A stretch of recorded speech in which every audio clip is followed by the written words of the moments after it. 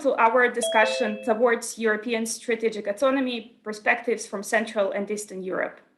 We're going to talk today about the topic that is intuitively accepted and understood, but of course, few know what exactly it means in practice. There are many different understandings of how this from theoretical strategic autonomy translates into practice.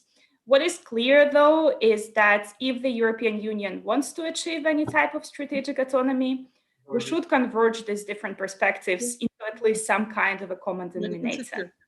What we want to do today is to highlight two angles that are not necessarily dominating the discussion in Europe now, but we believe they're crucial for Europe to succeed. First, of course, it's the Central European perspective or perspectives. In some areas, we in Central Europe have a better conceptualized position. For example, in defense, given our historical relations with neighbors, but also the United States. In other areas, we definitely need to invest more energy into understanding the implications of the drive of the European Union towards self-reliance, for us also to be better able to shape the final outcome and the process. And the second angle that we want to bring into the conversation is that of the European Parliament.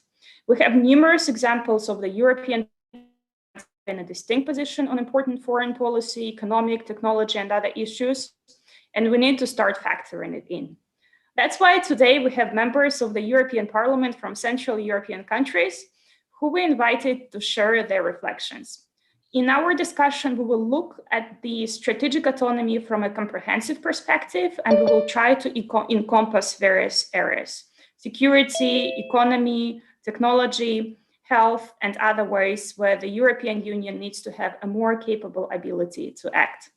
Today with us, we have Ivan Štefanec, who is member of the European Parliament, European People's Party, representing Slovakia, Dragoș Tudoroke, member of the European Parliament, Renew Europe Group, Romania, Alexander Vondra, who is member of the European Parliament as well, European Conservatives and Reformists Group, Czech Republic, and Juliana Zovka, member of the European Parliament, European People's Party from Croatia. I also want to draw your attention that this event is part of the GLOBSEC project, Geopolitical Europe. Are the EU member states ready for it? And is sponsored by Jean Monnet activities of the EU program Erasmus+. This event is recorded and live streamed through our social media channels. The usual housekeeping applies. We encourage participants to keep their cameras on, mute yourselves when you are not speaking, ask questions in chat, or raise your hand, and there will be an opportunity to ask you questions or make a comment by video later. But let's start with the discussion. I would like to first go to Juliana Zovka. Recently, in a debate at the European Parliament, that was connected to High Representative Borrell's trip to Russia and the consequent expulsion of the diplomats from the European Union, you spoke about the necessity of a European strategic approach. What kind of a strategic approach and European capacity to act would you like the European Union to implement in its immediate neighborhood, including Russia, but also the Western Balkans? Right. So we are now going to do straight to the question. I have here prepared the speech, but as you referred to my speech, as we had a discussion with High Representative Borrell regarding his visit to Russia, I did mention the strategic autonomy approach that European Union should have in all spheres, and especially in its approach to dealing with foreign policy, with its defense, and more than anything with its own capacities in dealing with the crisis.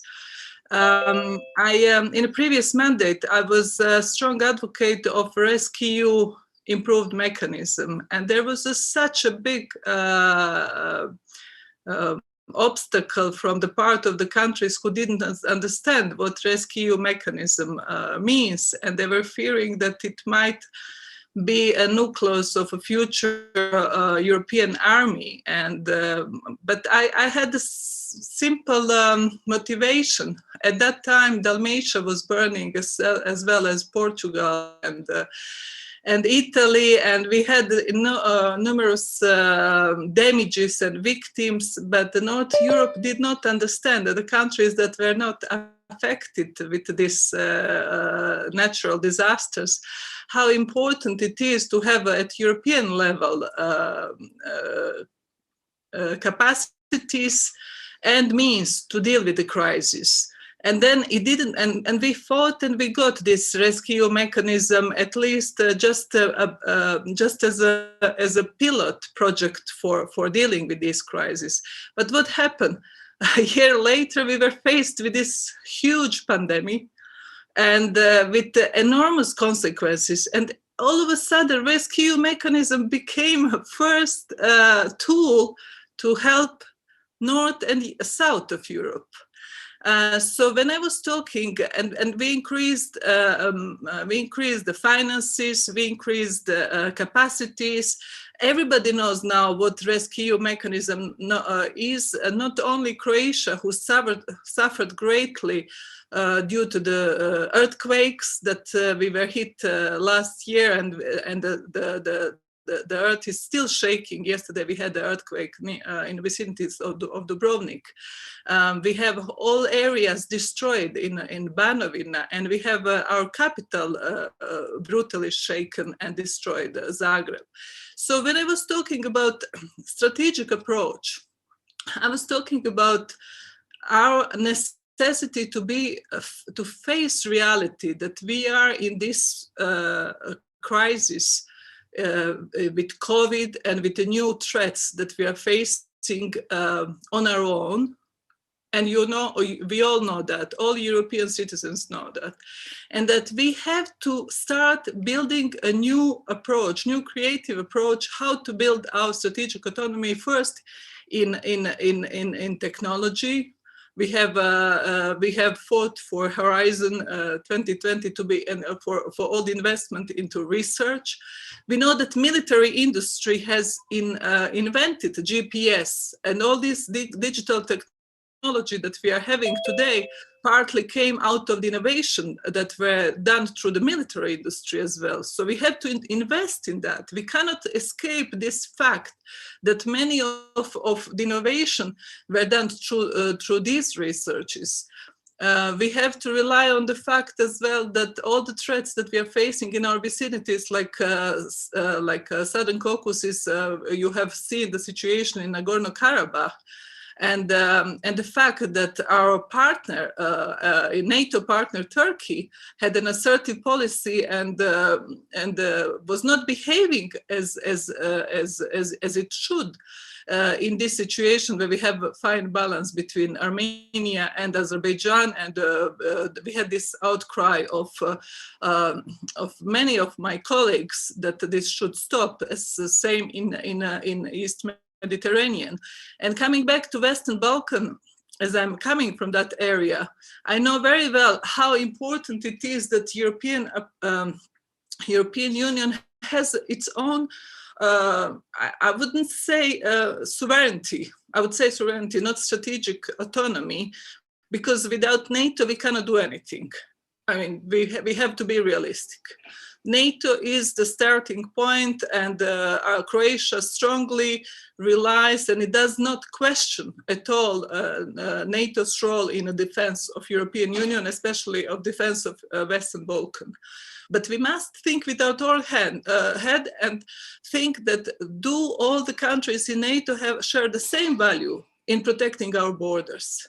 So when we are having the situation of migration crisis and all these attacks on our borders, Can we rely on a certain Turkish policy that they will defend the borders if we have a clashes and the issues there, or if the Russia and Turkey have a sort of same approach in the future towards European Union? So I think my view on strategic autonomy is that we have to start start thinking middle way between the approach that we are having with distinct approach from Germany and France. Who, on one hand, you have France, who is advocating strongly strategic autonomy as a consequence of the fact that probably the president in the past, due to the harsh language of President Trump, has declared that NATO is brain dead.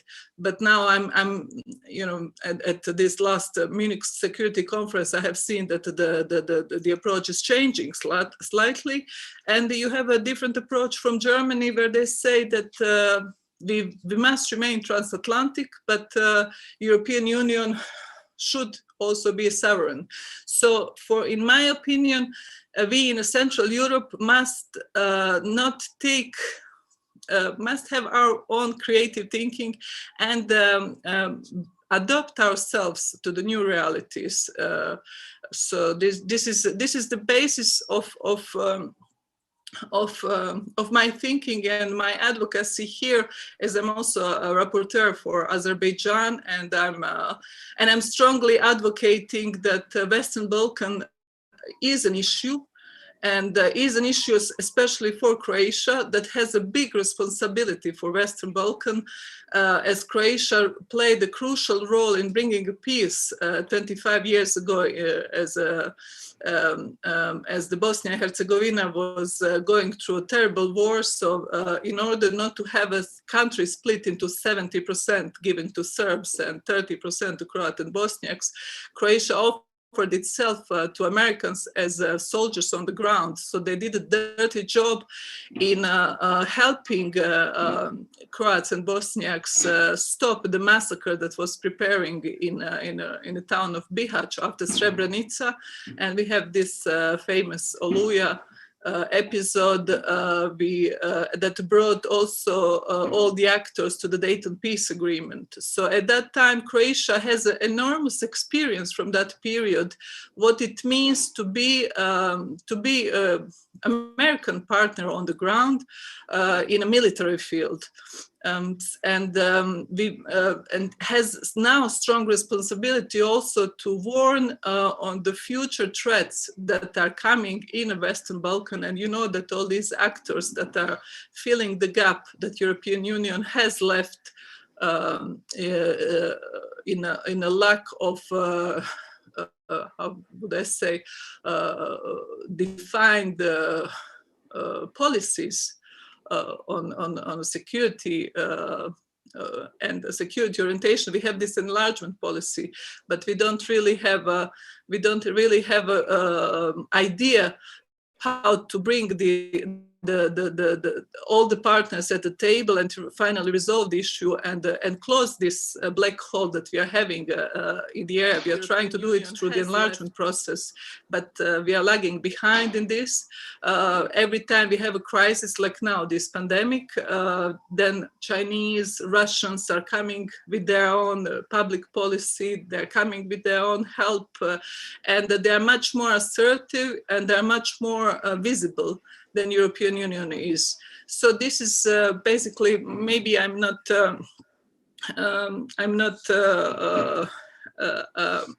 talking more about my own experiences than my speech that was prepared would give you some sort of scientific overview what that would be. And I'm open for your questions. Thank you. Thank you so much. Actually, the personal experiences sometimes are much more valuable than pre-written, prepared speeches. So thank you very much for the very honest approach to that. Thank you also for this allusion to this comparison of the European Union with a bit of a fair weather construct that is doing well when times are good, but times are nothing but good these days, especially if we have the COVID, which is continuous crisis, but also, as you outlined, a set of challenges all around Europe.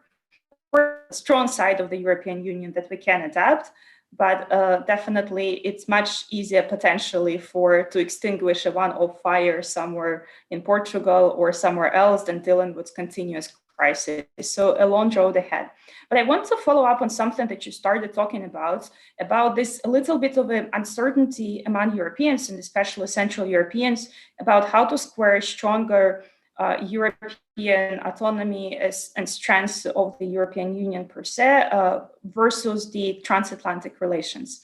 And I want to go with this question to Alexander Wonder, who in his very rich career has been through it all in terms of following close transatlantic relations, but the European processes. And Alexander, I would really be curious about your opinion about what are the potential problems with the concept of the European strategic autonomy, especially for the region of Central Europe. What are the potential pitfalls? Because obviously it's not all as easy as it sounds as a concept, and what we as Central Europeans should be aware of and try to avoid in developing this concept. Okay, thank you very much. Thanks, GLOBSEC, for doing that. To put it simply, I'm against.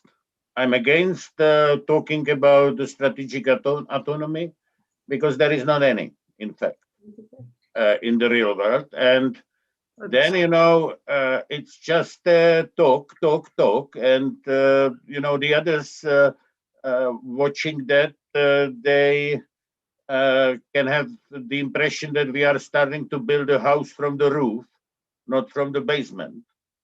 And building the house from the roof is a prescription for a disaster. And as somebody who spent most of his life, to make the NATO enlargement a reality and to keep the transatlantic link and relationship strong.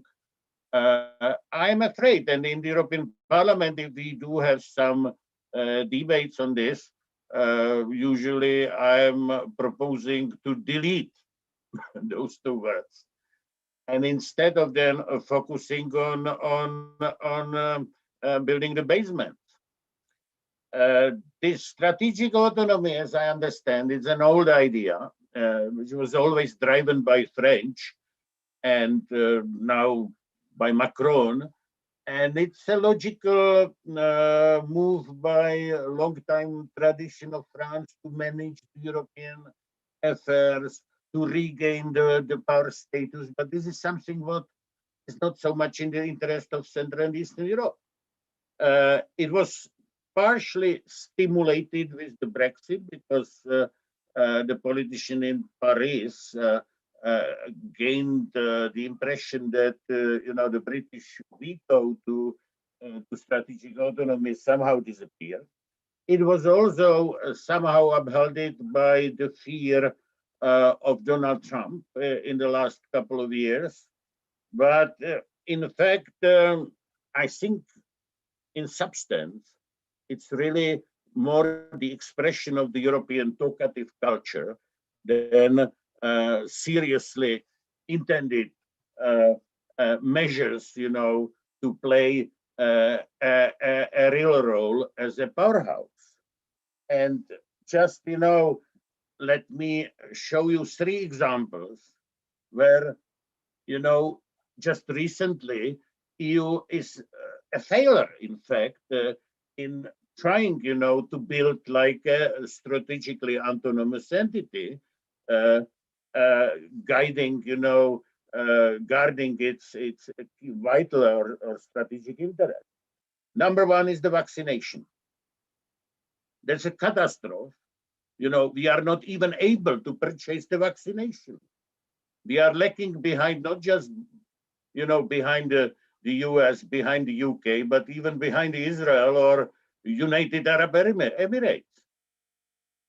Yesterday, I had a remote conversation with AstraZeneca, which is among those companies which are late with the deliveries. And I asked, look, how much EU was ready to to allocate to the research and development in comparison with the US or UK? The response was none. And that's not the American company, it's a British-Swedish company. The EU just spend the money to purchase, but not the money to research, to innovate. And thus, you know, we should not be surprised that we are late, we are last in a row. Secondly, and it was already mentioned, Borrell visit to Russia. You know, it was a shame. I was afraid personally the last 4 years that Donald Trump can sell us to the Russians. But he did not, because Congress did not allow him. Now Borrell, you know, was heading to Russia, despite, you know, many advices, including the European Parliament, not to go there empty-handed. So this is, you know, this is the way how EU should behave as a strategic autonomy. And last but not least, there is a nuclear issue. You know, if you really can be a player, strategic autonomous, you need to have a nuclear deterrent. Like Russia, like China, like many others, we have nothing to match that, especially after the Brexit. So, and we are even not willing to discuss that. Even contrary, you know, the use of nuclear energy in civilian sector is, I am deeply convinced, the only way how we can match the goals from the Green Deal. But the majority of the parliament is even against the peaceful use of nuclear energy. And there is nobody who would be willing seriously to discuss the military, the nuclear deterrence in the military arena. So, you know, we should first be able to allocate the money, resources into defense. And again here, you know, this modest growth of military spending as a proportion to GDP that was not done by some European countries because of the project of the EU strategic autonomy.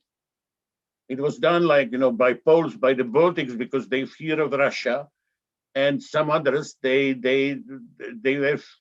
had a fear of Trump that he's going to leave NATO. So another example, European Defense Fund, and the appropriation in the European Parliament, you know, or by the Council, there's nothing. 7 billion euro. So that's a peanut.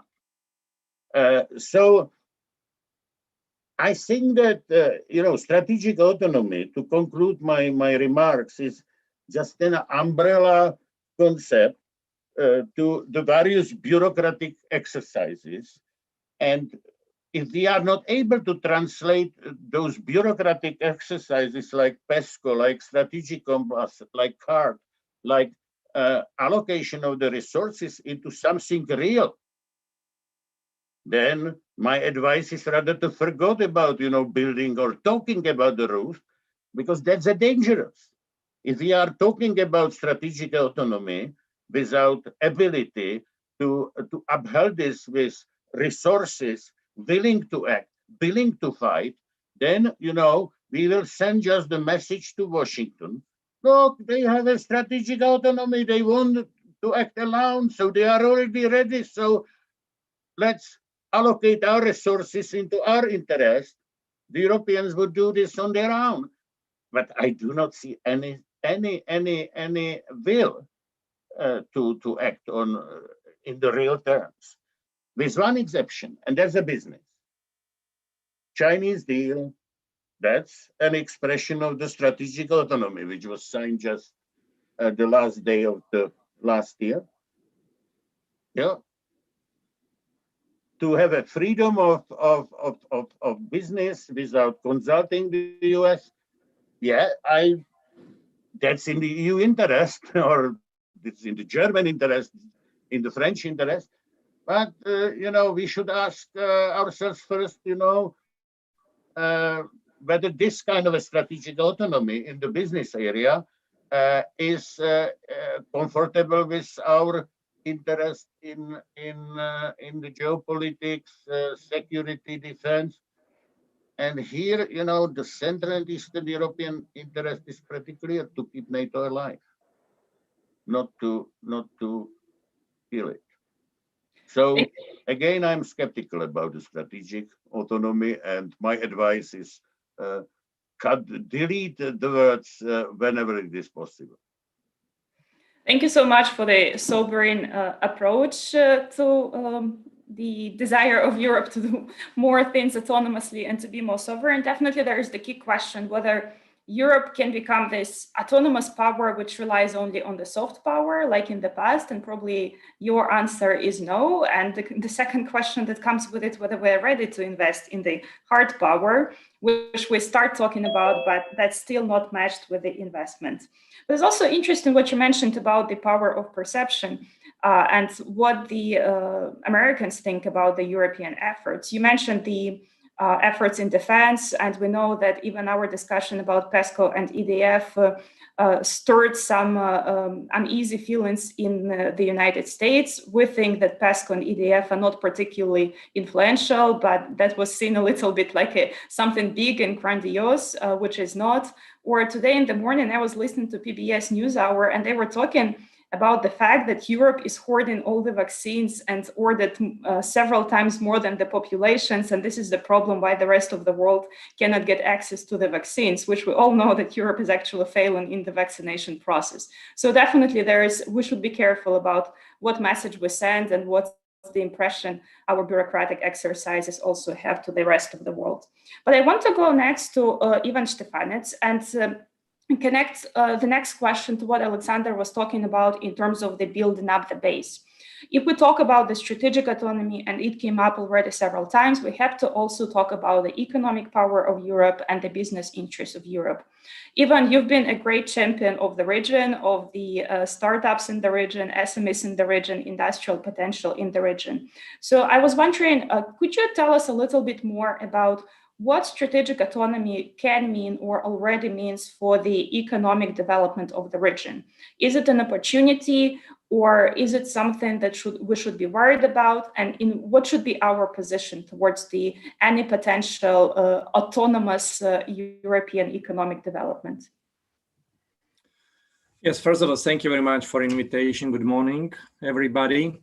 If there is the point how to build a house, I fully agree with my colleague Sasha Vondra that we have to build a house from the basement, not from the roof. And it is the same from business perspective as well. If we talk about so-called strategic autonomy, in my view, it is more or less just to reinforce European integration. But if we talk about reinforcement of European integration, we have to talk about subsidiarity principle. European integration is based on subsidiarity principle, and therefore we have to build this house from the basement. It means that member states should agree about continuous integration, about new projects. And from my point of view, basically it is about how to remove the barriers on our market. Still, we have a lot of barriers on our internal market. So point number one is to complete internal market. We will be stronger if we fully utilize our potential to have single market fully operational, particularly in the area of services. Secondly, we have a huge opportunity in a digital area. Particularly, we talk about building and finalizing the digital single market. That's a huge opportunity, huge topic, which is connected now with also new investment opportunities.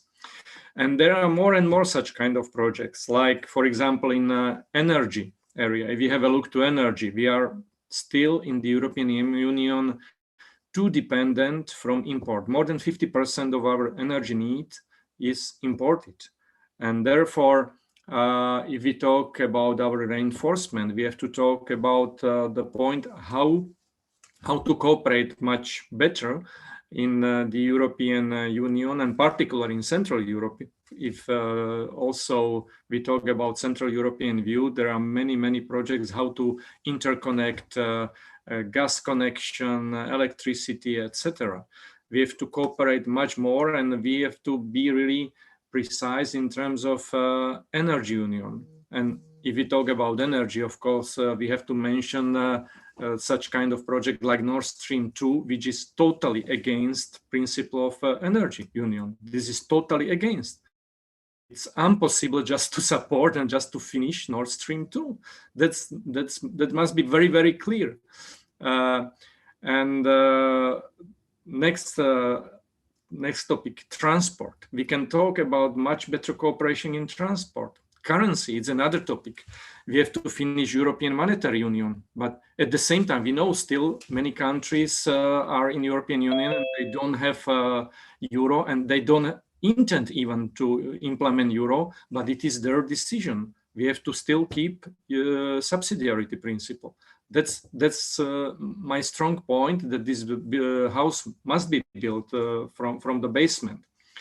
And etc. There are more such kind of examples, like, for example, capital union. We still need to improve the access to sources, particularly nowadays in times of health crisis and in times of coming economical crisis. It's very important to improve access to capital. Particularly SMEs, they are saying that's the priority number one, to improve access to finances.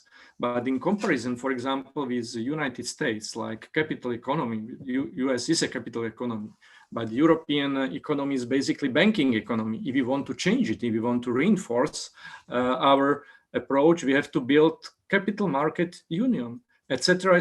So such kind of small, it's relatively small, but very important project can be built from the basement and can reinforce our position. But at the same time, let me say that also from business and as well as from political perspective, we shouldn't forget the whole world. We cannot talk about strategic autonomy like about isolation, just opposite. I'm against isolation. I'm the person coming. I'm very much support cooperation, and I very much support trade agreements. So, and we have to talk rather about strategic cooperation, not about strategic autonomy, but strategic cooperation. In this case, US is partner number one. We have defense cooperation, and my dear colleagues, my previous speakers, Juliana and Sasha, they talk about the importance in defense, and I fully agree with them that I support much better cooperation inside EU, but under NATO umbrella. We have to reinforce every cooperation under NATO umbrella. But if we talk about cooperation with US, we have strong defense cooperation. Basically, as a matter of fact, that US pays still for our defense. But in terms of economical cooperation, there is still not free market. There's a huge opportunity to cooperate in economical area, in investment protection area, basically simply saying to implement something like TTIP was. It was a great idea, which hopefully will come back to the table. And we should talk about it, because if we cooperate much more with US, we can create standards in production area, in processes, in services. And I'm sure that if we agree on standards, we as EU together with US, the rest of the world will just copy that. So that should be our strategic cooperation, to pick up the partners and to talk where we would like to be in future. I'm sure this approach can improve the quality of life inside EU. Thank you.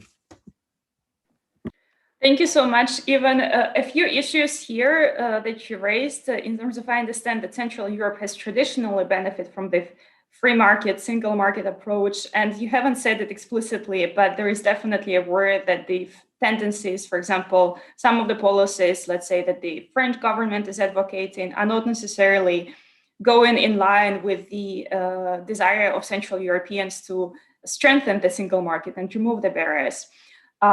But I want to go straight to Dragos Tudoreke, and I think Dragos is in a perfect position to address several elements that were already mentioned. First one, of course, concerns the research and development, innovation and technology. Dragos is heading the Special Committee on Artificial Intelligence, which is definitely at the center of the technological innovation around the world. And we all know that the European Union collectively, few would say that the EU is the leader in artificial intelligence. Most would agree that we are falling behind the US and China. And we zoom in within Europe, Central Europeans potentially are even further behind. So my first question to Dragos would be about what's in it for Central Europe in research and innovation, and how Central Europe, as part of the European Union, can speed up its effort.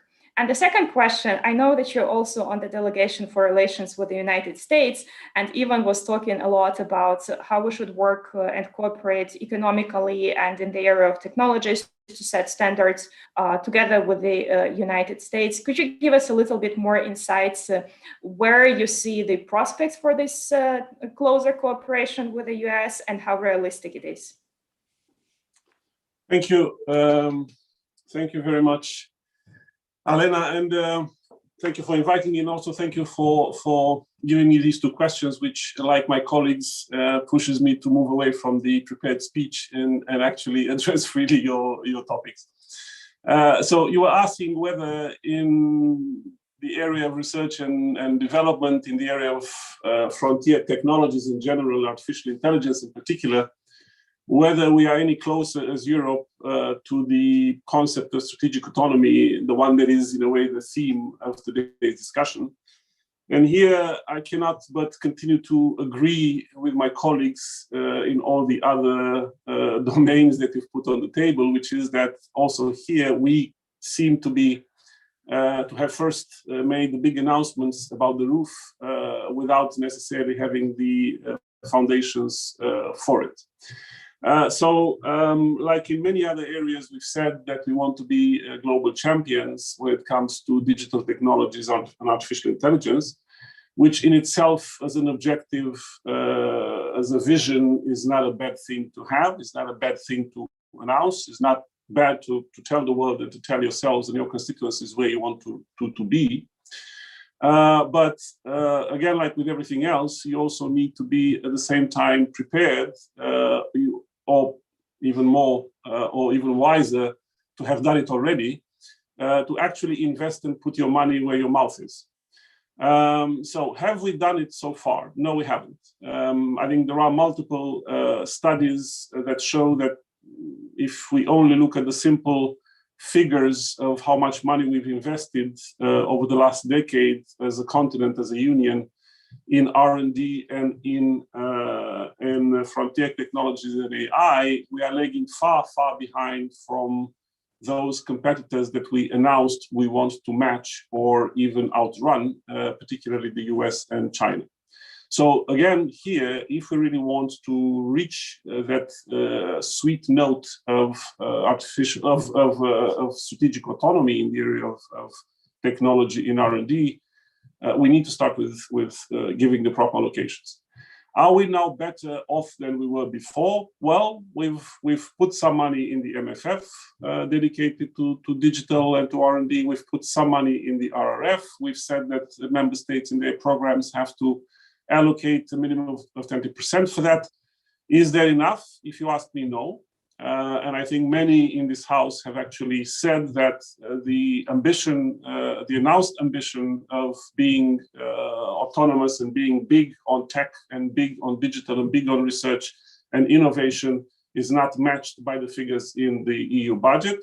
The one thing that a nuance that I would bring here is that we also have to see this in a EU complementary national perspective. In other words, that we also have as national governments to be prepared to invest properly in that. And here maybe I open the Central Eastern Europe dimension of your question, which is that we, the member states in the Central Eastern part of Europe, also have to look at the realities of our economy so far, and the realities of our own investments so far in R&D and in technology, but also on what gives us some competitive advantages as a region, as member states, as let's say the fabric of our societies and of our workforce, which does put us at the forefront of what should be the EU's effort to actually grow autonomous, if we can, or at least let's not actually talk about autonomy, but at least to get competitive, to get really properly competitive in this global race on technology, innovation, and artificial intelligence. And here we have to, and I couldn't agree more with my colleague before, if we look at the foundation next to the money, we have to make sure that we remove the current barriers to innovation and to growth of our companies. And this is a very serious matter when it comes to digital. We are very far away from actually being an integrated single market when it comes to digital. We have immense hurdles still, administrative, normative, even language barriers that are prohibiting our startups, our young minds, bright minds, and even our scale-ups to actually properly grow at European scale and actually be competitive within Europe and then at the global stage. That is why a lot of our startups, even those that actually make it through, they actually move out. They start their business here. They get to a level which actually draws attention of the big tech across the ocean or even in China, and then they get very quickly either bought or attracted simply to continue their business somewhere else. And that is something that actually has to give us a lot of food for thought and see what we need to do here to complete the single market, the single digital market. If we look at the efforts of the Commission over the last year and a half and what comes now in this year in terms of new legislation, one could say that we are taking those steps, that we are trying to put in the right norm to fulfill the single market, to remove some of these barriers. But I still think, and this is a duty of care that we in Parliament should also assume in the negotiations to come, to make sure that in the final products, legislative products, we don't actually mount more barriers, we don't actually contribute to further fragmentation, because if we look at some of the past experiences with European legislation, we actually did that.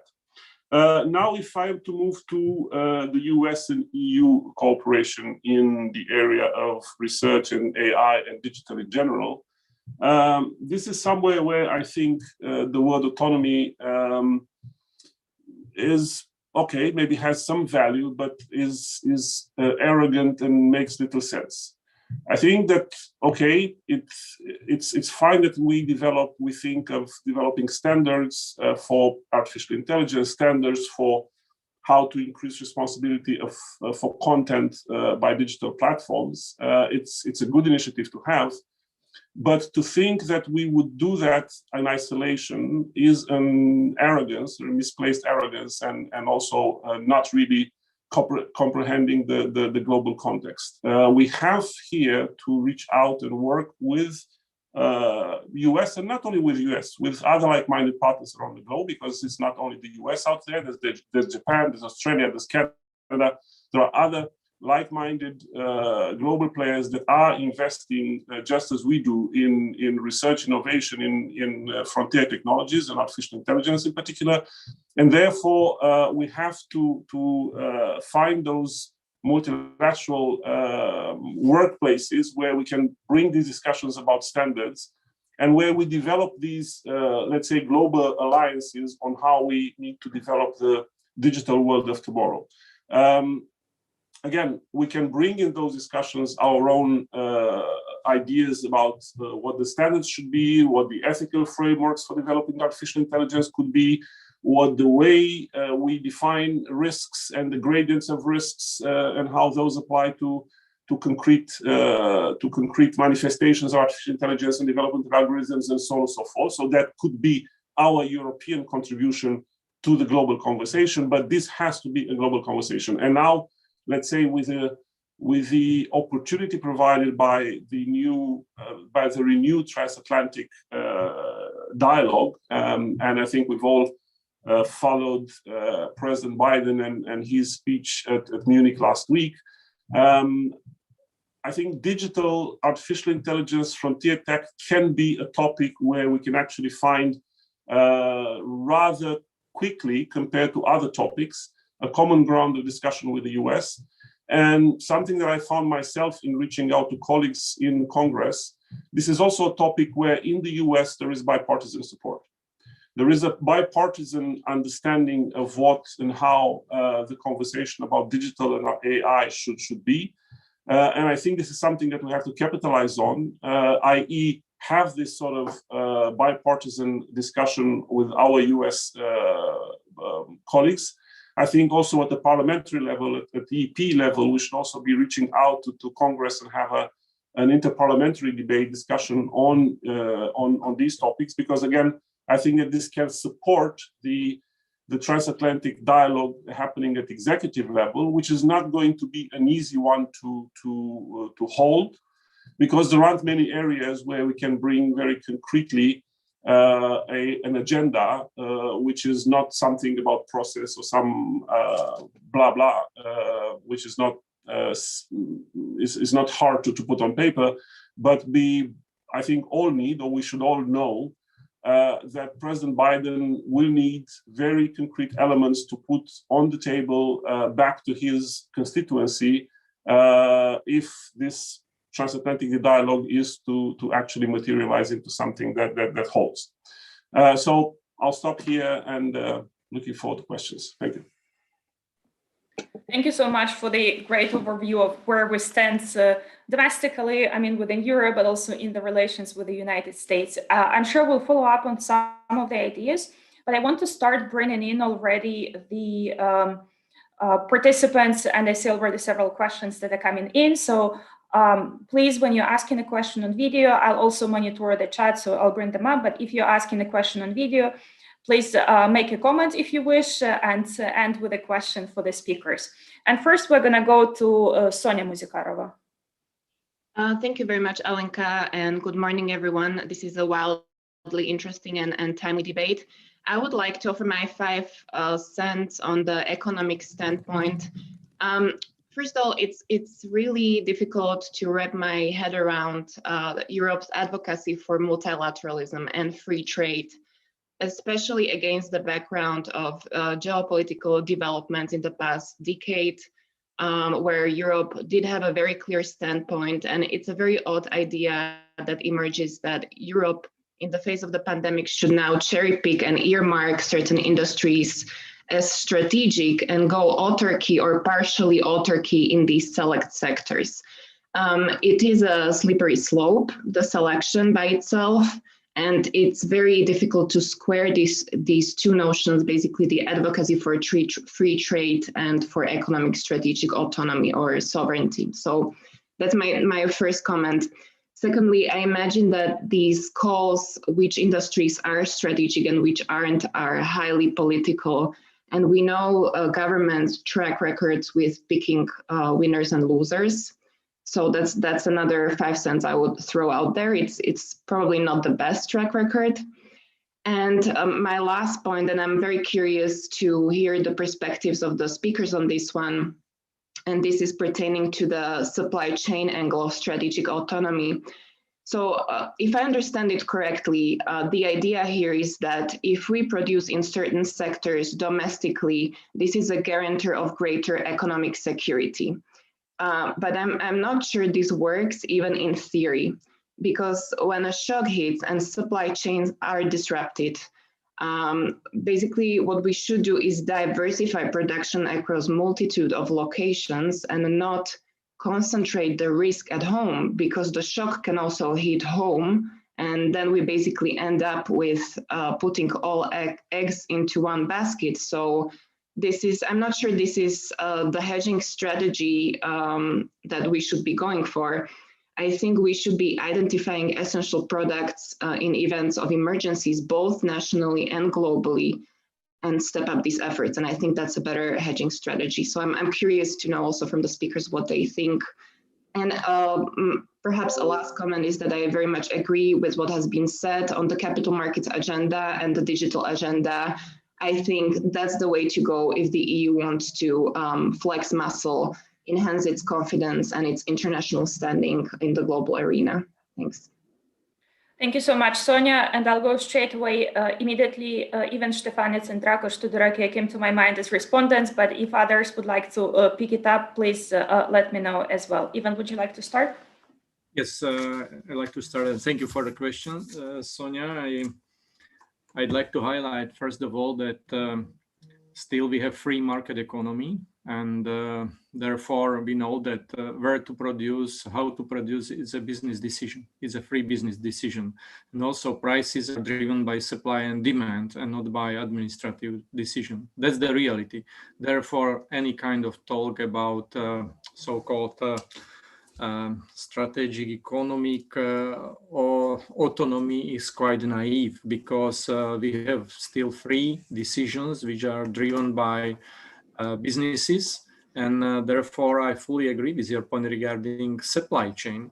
If it would not work, not even in theory, but not even in practice, this supply chain decision about so-called economical security, what should we produce here, what shall we produce outside, it doesn't make sense.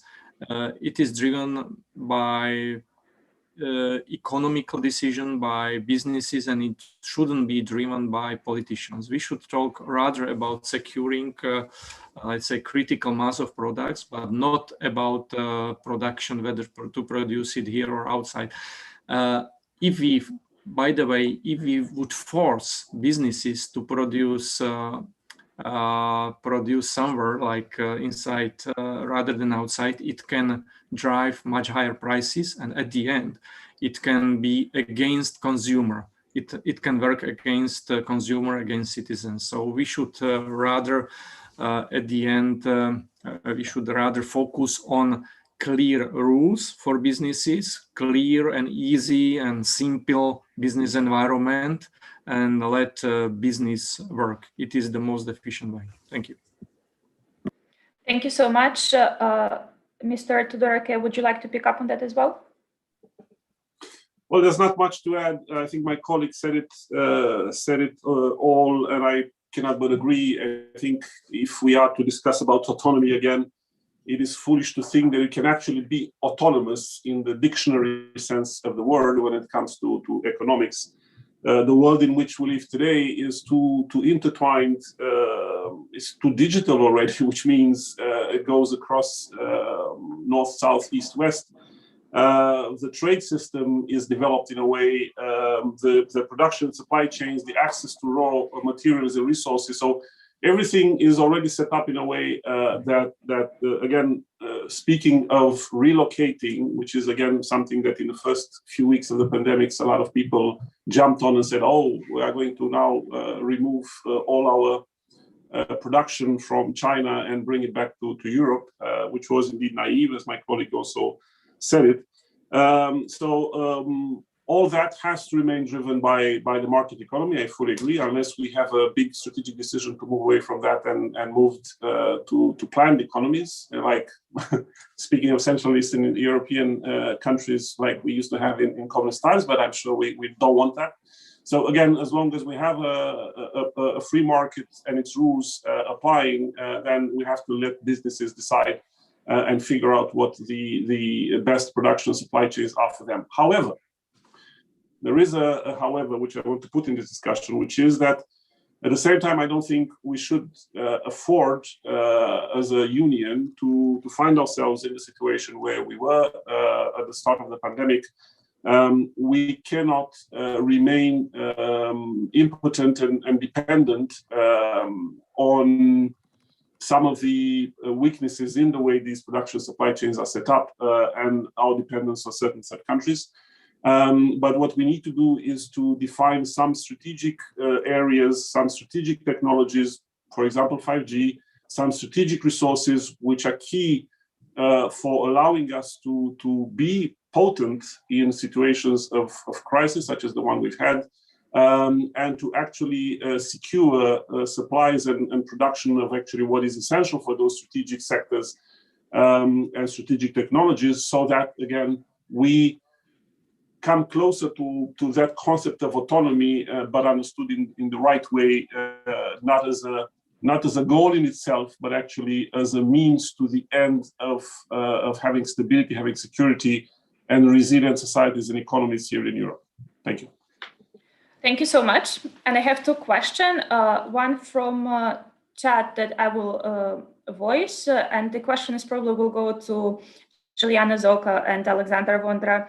And to follow up more about how do you see, we talked a lot that the European Union is not seen as an influential force, even if its own neighborhood. We see the behavior of Russia or Turkey, for example. But the question is, how would you alter the policy of the European Union, what we can do more for Western Balkans, and how we should redefine our attitudes towards Russia and Turkey? And I'll ask two questions in a row while you're thinking about it, and we'll bring in for the question Marina Ranga. Right. Yeah. So shall I start first, or? Maybe let's let Marina ask a question, and then we'll get back to the answers. Well, thank you, Elena.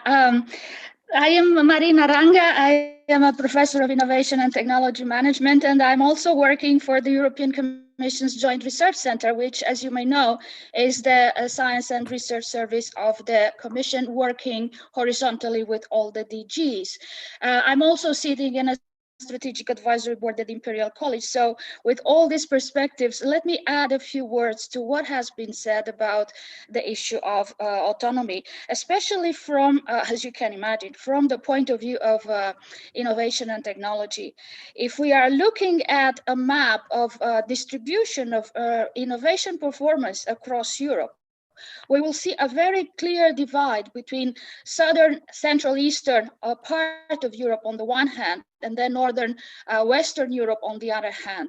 So that indicates a strong divergence in the distribution of technology, research, and innovation capacities, which are not leading us very far in terms of autonomy. On the other hand, think about the technology capacity, especially as the twin transitions, digital and green, are coming. That requires a strong technology base, a knowledge base, and a strong absorption capacity. So if Central Eastern Europe, also Southern Europe, have very poor technological capacity, who will lead these technological transitions? Think about innovation and technology sectors as subsystems of a broader socio-economic system where we have many other drivers than R&D investment. R&D has been a myth of, the more you invest in R&D, the more innovation you would have.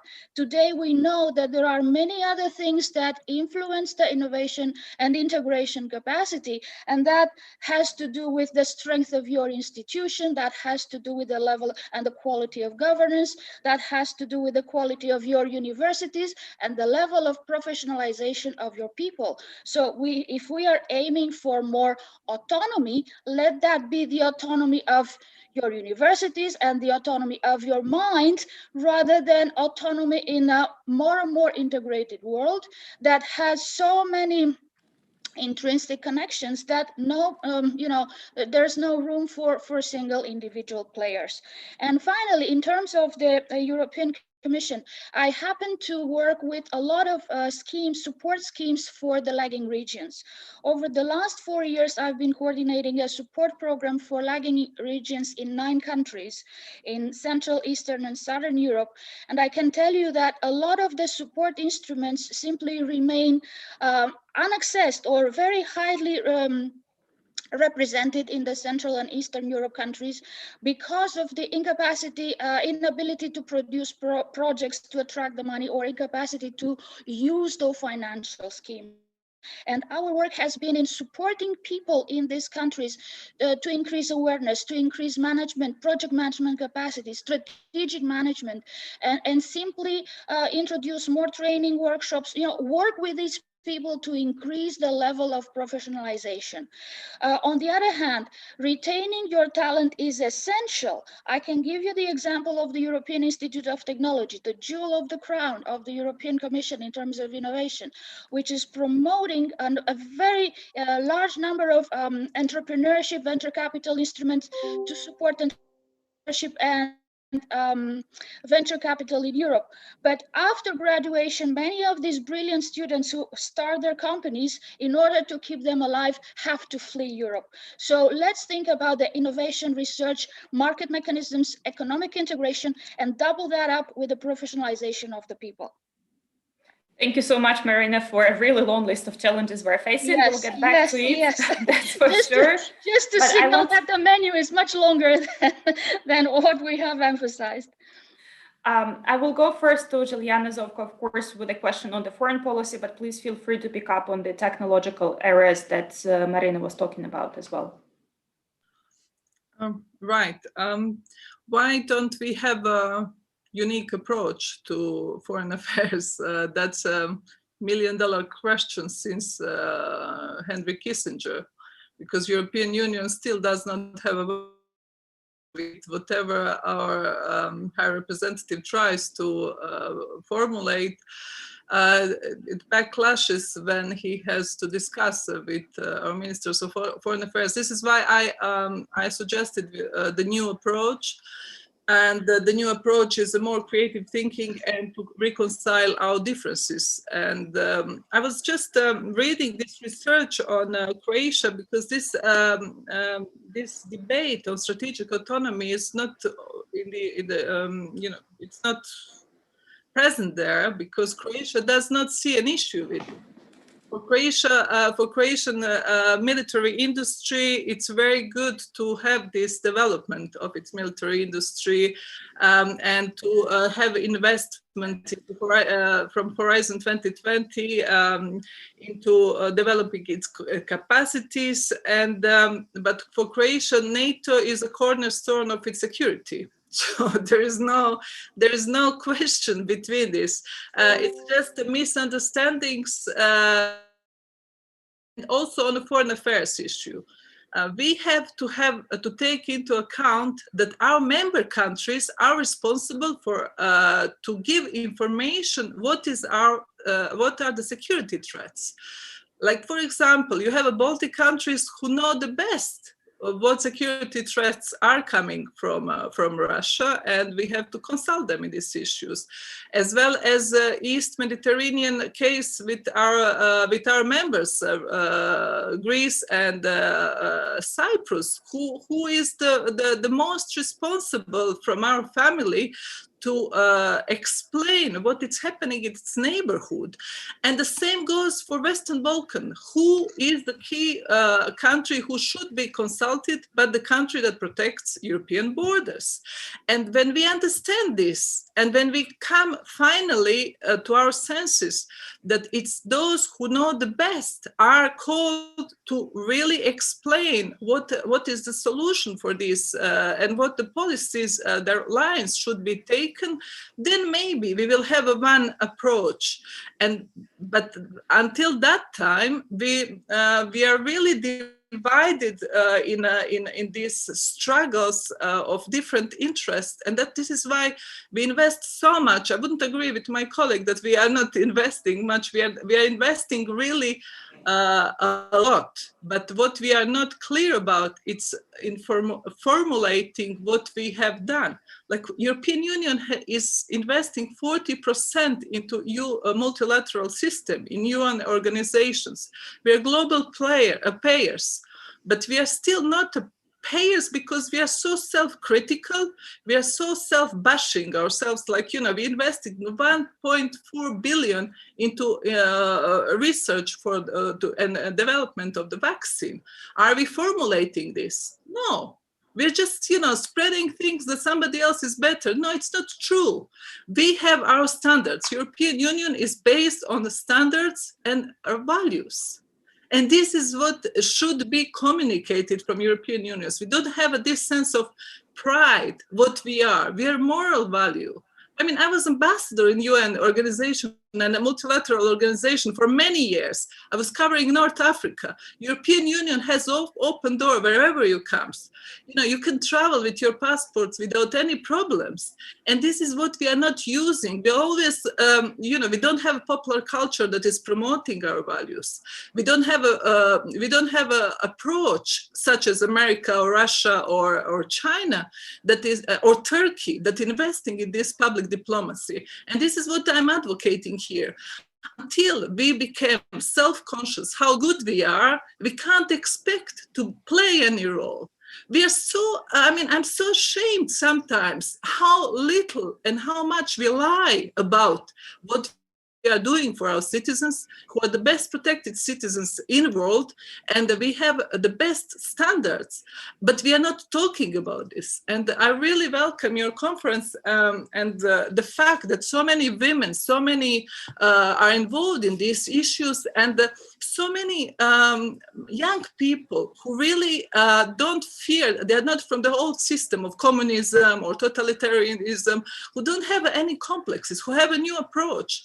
And you, once you start thinking creatively, thinking out of box, that you're not serving anybody, that you are equal wherever you are, then we will come with one unique European policy. Because I don't think that anyone else is better. I mean, for example, we are talking about America approach. America says it clearly. We will not go back on the same, back to the past. You are responsible for your own defense. And this is what we have to understand finally. French have understood that in Sahel, they're using American intelligence in fighting organized trafficking of human. And I mean, once we understand that there is no going back to the past, then we will have our way forward. And I just hope that as a European Parliament, we will help European Commission and the Council finally to formulate this approach and this way forward, because I was a shadow for this COVID-19 and the consequences on foreign affairs and foreign politics, because the consequences might be really, really bad. And if we don't get our acts together, I'm fearing that we will not be able to use all these assets and all these instruments that we have. But first of all, we have to gain a self-confidence. Thank you. Thank you so much for adding the positive dimension into our approach to strategic autonomy and everything that we do globally. Just a technical reminder, we have about 6-7 minutes left, so I'll go to each remaining speaker for 2-3 minutes each for answering the questions. That would also serve as the final remarks. And Alexander Vondra is next on my list. Thank you. Alenas, your question was about the influence.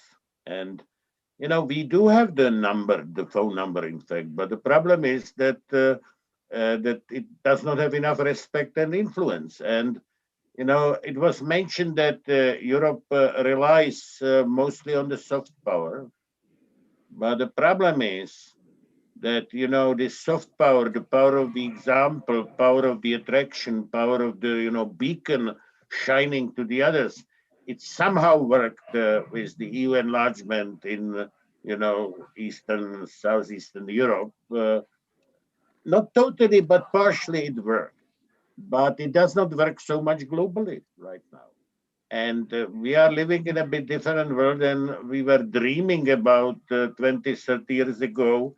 You know, what we see in Russia, Putin is simply a Tsar. It's an autocratic Tsar, governing with large support of the population. In China, you know, in 1997, we believed, you know, once there was this agreement about Hong Kong, that this one country, two system means, in fact, that in 50 years, the Chinese would adopt our system. But 20 years after, the exactly opposite is true. And the sad fate of Hong Kong showed us, you know, that we were a bit naive in our presumption. And it's not just about the big powers, you know, the situation in Burma, you know, we were lecturing Suu Kyi how she would behave towards the minorities, but had no impression, what she was facing in the terms of the power politics. So I think that we need a hard power, and without a hard power, just to rely on the power of example.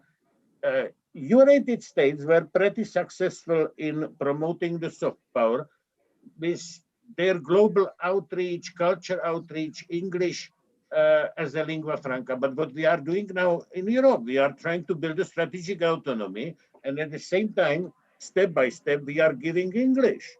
The French, who are the champions of the autonomy, just proposed that, English should not be by one minister of their government, that English should not no more be a lingua franca.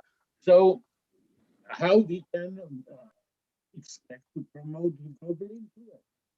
And last point, I'm absolutely in favor of what Ivan Stefanec and Dragos said to the response to Ms. Musikazova, and I'm in favor of keeping the global change alive. Free trade is a really value which we should not give up, but at the same time we must be ready to uphold this also by force. That's what the United Kingdom did in the 18th and 19th century, and that's what the United States did in the 20th century. All those outs for Diego Garcia in the Pacific, their military presence is not just to protect Israel or protect Korea, it's also to guard the freedom of the maritime frame. Their satellites in the air are to guard the freedom of aviation trade. So we should be ready to do that, and then we can start to dream about the strategic autonomy, not the other way around. That's my view. Thank you so much for that. And we go to Ivan Stefanec. Thank you very much. Just comment very shortly what Madam Marina Ranga has mentioned about absorption capacity in research of development. So I fully agree with this point. I would just add that it is also driven by lower investment into R&D in Central and Eastern Europe in comparison with the West, and also in comparison with the European level, where we invest quite a lot. And also it is driven by, I have to say, unpaid research workers in Central and Eastern Europe. They are still not very well paid. So this is also the point we have to take into account. I think the solution in the improvement of technology and improvement of innovation basically is also in terms of improvement, the environment for private investments into R&D, not only public, but also to have much higher private investments into R&D, and also to improve quality of people. So as I said, they are still unpaid. And last but not least, to improve access to capital, because this is also driven, or this is very important for innovation policy. If how to implement it, they have to have access to the capital. They have to have initial capital. So just remarks to that. And just final remarks, I would say I'd like to highlight the point which was mentioned before, that just how to reinforce our position. I think we have to be stronger inside. Therefore, we have to remove all the barriers which are still on the internal market. We have to complete the internal market. We have to build digital single market. We have to utilize these opportunities, how to continue with European integration projects, but of course, at the same time, to keep subsidiarity principle. This is the key principle on which European Union is based, and I would respect it very much. And at the same time, I would say we shouldn't be isolated. Strategic autonomy shouldn't be in strategic isolation. Therefore, we have to talk also about enlargement of European Union, about strategic cooperation in trade agreement, and we have to understand that we will be stronger with strategic cooperation and not isolation. Thank you. Thank you so much. And Dragos Tudorake. Thank you. Well, I'm conscious of time, so very quickly on the question raised about research and the situation in Europe and all that. There's not much to add. I already touched upon it in my first intervention, and I agree also with the actual with the colleague putting the question, and also with what my colleague has said as well. Maybe just to say that indeed this north versus south or west versus east, no matter how we look on the map, or maybe we go diagonal like this on the map of Europe, is indeed an issue when it comes to R&D. If we look at the difficulties that sometimes the institutes in South or Eastern Europe have in reaching or accessing projects, is also something that should be worrying us, and then all the rest of the arguments related to our researchers, our students, and what happens to them and their access to actual real opportunities afterwards to grow business and to develop. All that, again, I've said, I won't repeat. Maybe as a closing thought, I think we should also be moving away rather fast beyond this sort of ideological or philosophical discussion about what autonomy means. Whether it was a whim of the French or some sort of an afterthought of someone else or a spur of a moment by some politicians or governments in Europe, I think that matters less right now. And I think the more time we spend on, again, being philosophical about it, the more we would actually reinforce the perception that we are all talk and less business, or whether we are more values than value. So my thought is that we should actually be looking again at our objectives beyond strategic autonomy, which should be a means to an end and not the end in itself. We should be looking at the ends which, whether we are standing in the Central Eastern Europe or whether we are standing in the Western Europe, should still be the same, should be reinforced security, reinforced resilience, economic growth, stability, and we should also be bolder. And again, here, I think I fully agree with what my colleagues also said. We should be bolder in our foreign policy. We should be bolder in the way we look towards our neighborhoods in the East, in the Western Balkans, and also to the South. If we really want to matter, if we want to be taken seriously, we have to also show that courage to be a beacon of hope, not only 20 years ago in how we enlarged Europe, but we should continue to be a beacon of hope for our neighborhoods, in more than just doing one time a year a conference where we meet the leaders and say something nice about their European hopes and dreams, but then afterwards we do nothing, or actually we do concrete things à l'inverse. So again, we have to be pragmatic. We have to be realistic in how we develop the house from the ground up, as was also said. And that is true about our transatlantic relationship and how we approach it without naivety and thinking that all of a sudden we're going to go now into a honeymoon. We're not going to go into a honeymoon. The same thing goes to how we approach the other, let's say, regional champions around the globe. And again, we have to be bolder in our foreign policy, in our strategic thinking in our own region, towards the East, towards the Balkans, and towards the South. Thank you. Thank you so much. Thank you. So I would like to first and foremost thank the speakers for your time and for the great conversation. And of course, I would like to thank all the participants. It was a pleasure to have you with us. Just a reminder, we will be having a series of these conversations about, in the spirit of being both bold but also pragmatic, we will be inviting representatives of businesses, academia, to go a little bit into detail how exactly we can move forward in a very practical and pragmatic manner. So thank you very much, everybody, for your time today, for your inputs, and we hope to see you again soon. Thank you. Goodbye. Thank you. Bye. Bye. Thank you.